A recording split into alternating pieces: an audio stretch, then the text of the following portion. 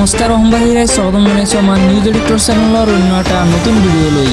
এই মুহূৰ্তত লৈ আহিছোঁ আজিৰ কেইবাটাও গুৰুত্বপূৰ্ণ খবৰ। নিতৌ ৰাজনীতিৰ পৰা আদি কৰি অসমৰ লগতে উত্তৰ পূৰ্বাঞ্চলৰ বিভিন্ন খবৰসমূহ পাই থাকিবলৈ আমাৰ চেনেলটো ছাবস্ক্ৰাইব কৰি ভিডিঅ'টো এটা লাইক কৰি দিব।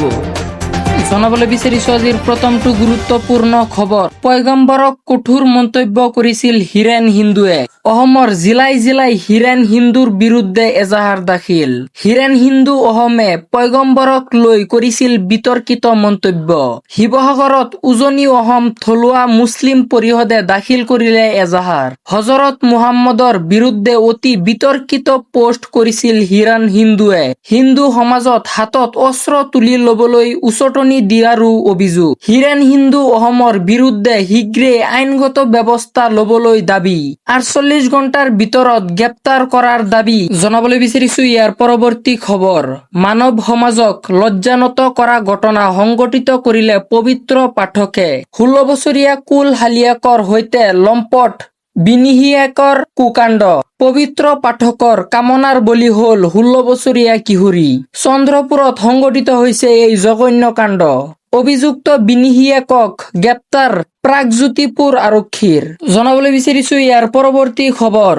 গৰু সৰবৰাহ কৰি ধৰা পৰিলে সুৰেন গগৈ, ৰাতুল গগৈ। শিৱসাগৰৰ সুৰেন গগৈ আৰু ৰাতুল গগৈয়ে সৰবৰাহ কৰিছিল ঘোঁধন। 34টা ঘোঁধনসহ হাতে লোটে আৰক্ষীয়ে ধৰিলে সুৰেন আৰু ৰাতুল গগৈক। কলিয়াবৰৰ চুলুং আৰক্ষীয়ে আটক কৰে 3 সৰবৰাহকাৰী। খাকী পোছাক পিন্ধি হবিবুৰ ইছলাম নামৰ এজনে চলাইছিল গৰু নিয়া বাহনখন। বকুৱামাৰীৰ পৰা আৰক্ষীয়ে জব্দ কৰে গৰু ভৰ্তি বাহনখন। জনাবলৈ বিচাৰিছোঁ ইয়াৰ পৰৱৰ্তী খবৰ। বন্ধ নহয় লিভ ইন ৰিলেশ্যনশ্বিপ। লিভিং ৰিলেশ্যনশ্বিপৰ বাবে কঠোৰ নিয়ম বান্ধি দিছে চৰকাৰে। কেৱল লিভিনৰ বাবে পঞ্জীয়ন বাধ্যতামূলক।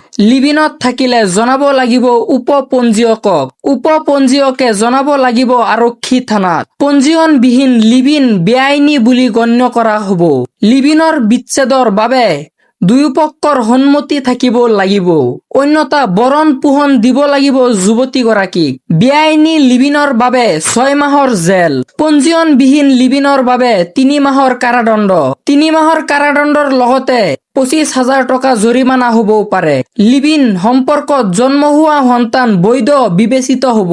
ৰাজ্যৰ বাহিৰত থকা অসমৰ যুৱক যুৱতীৰ বাবেও একেই নিয়ম। কিন্তু বন্ধ নহয় লিভ ইন ৰিলেশ্যনশ্বিপ। জনাবলৈ বিচাৰিছোঁ ইয়াৰ পৰৱৰ্তী লজ্জাজনক ভয়ংকৰ কাণ্ড।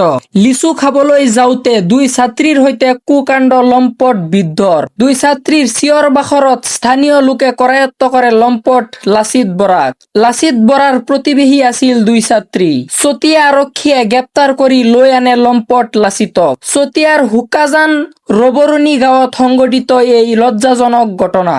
জনাবলৈ বিচাৰিছোঁ ইয়াৰ পৰৱৰ্তী খবৰ। দেশজুৰি চৰ্চাত 5 জন মুছলমান যুৱকৰ সাহসিকতা। হিন্দু মুছলমান পাহৰি 5 জন মুছলমান যুৱকে জীৱন দিলে বহু লোকক।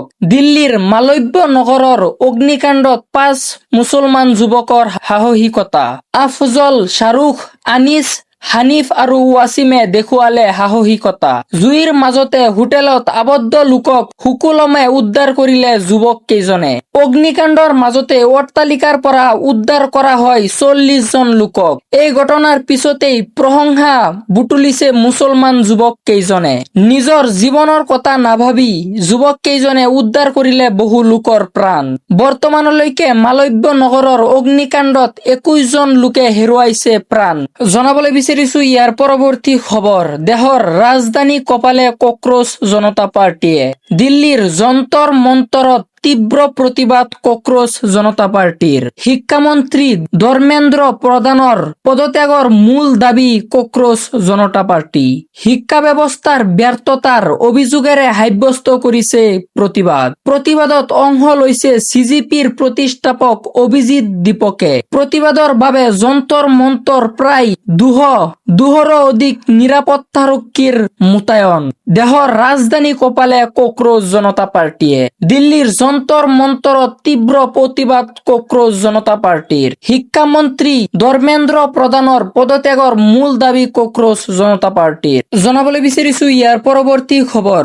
ৰাজ্যৰ চৰকাৰী বিদ্যালয়ত ভয়ংকৰ কাণ্ড চৰকাৰৰ কঠোৰ স্থিতিৰ পাছতো জোকাৰি গ'ল শৈক্ষিক সমাজ 5 গৰাকী শিক্ষাৰ্থীয়ে শ্ৰেণীকোঠাতে বক্ষণ কৰিলে গোমাংস 2 হিন্দু ছাত্ৰক গোমাংস খাবলৈ ভয়ংকৰ হেঁচা সমগ্ৰ ঘটনা গম পায়ো গাপ দিয়াৰ চেষ্টা বিদ্যালয় কৰ্তৃপক্ষৰ গোৱালপাৰা কৃষ্ণায়ত এই ভয়াবহ ঘটনা সন্দৰ্ভত 2 ছাত্ৰৰ অভিভাৱকে দাখিল কৰিছে এজাহাৰ ৰাজ্যৰ চৰকাৰী বিদ্যালয়ত ভয়ংকৰ কাণ্ড চৰকাৰৰ কঠোৰ স্থিতিৰ পাছতো জোকাৰি গ'ল শৈক্ষিক সমাজ 5 গৰাকী শিক্ষাৰ্থীয়ে শ্ৰেণীকোঠাত বক্ষণ কৰিলে গোমাংস 2 হিন্দু ছাত্ৰক গোমাংস খাবলৈ ভয়ংকৰ হেঁচা সমগ্ৰ ঘটনা গম পায়ো গাপ দিয়াৰ চেষ্টা বিদ্যালয় কৰ্তৃপক্ষ তো সম্বাহী ৰাইজে এইখিনি আছিল আজিৰ ভিডিঅ' যদি ভিডিঅ'টো ভাল পায় তেনেহ'লে লাইক এটা কৰি দিব আৰু আপুনি যদি আমাৰ চেনেলত নতুন আহিছে তেন্তে নিতৌ এনেধৰণৰ ভিডিঅ'সমূহ পাই থাকিবলৈ আমাৰ চেনেলটো ছাবস্ক্ৰাইব কৰি কাষত থকা বেল আইকনটো